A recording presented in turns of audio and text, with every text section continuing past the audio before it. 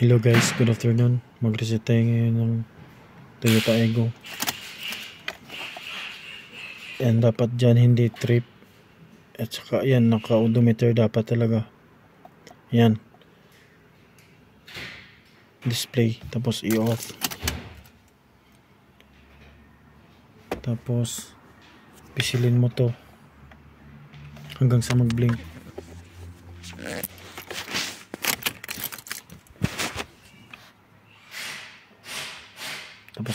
Tapos i-on mo. Tapos yan, nagbi-blink na.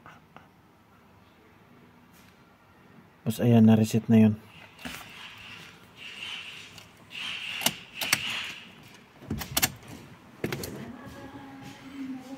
Thank you for watching.